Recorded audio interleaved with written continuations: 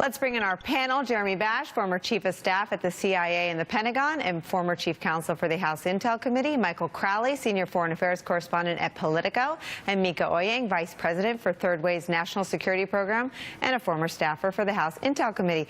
Jeremy Bash, let me start with you because the original tweet was the tweet that launched the special counsel investigation that this president is now attacking. And we should fact check him a little bit. I don't think his smear on some of the lawyers that Bob Mueller has hired is completely accurate regarding political contributions, but we'll check that out. What of the effort to put the toothpaste back in the tube today by this president? Well, the president's tweet today was very heavily lawyered. He said, "I did not make and I do not have any such tapes or recordings." He left open the possibility that others, maybe others in the White House, made such recordings and that they now possess them.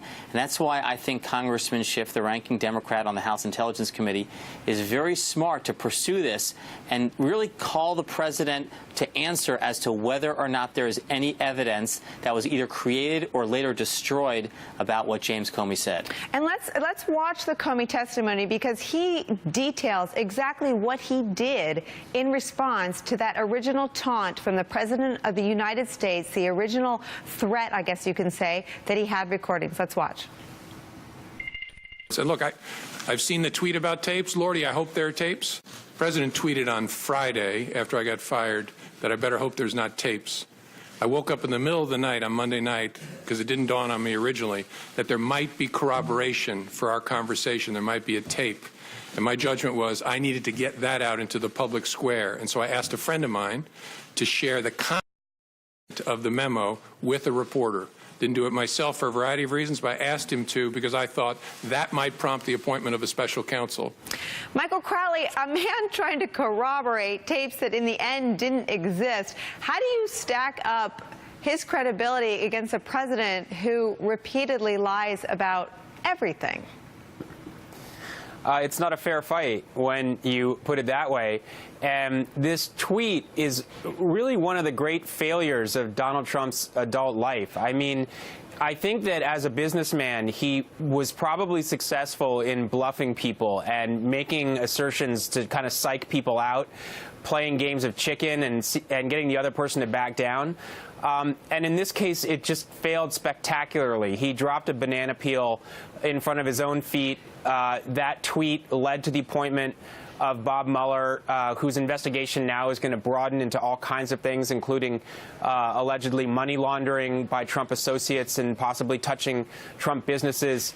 And as you note, again, James Comey has a lot of credibility. I mean, Trump is trying to describe him as a leaker and to conflate the fact that he put his account of his interactions with Trump out into the press. He's trying to conflate that with leaks of classified, sensitive information from intelligence agencies. They're completely different.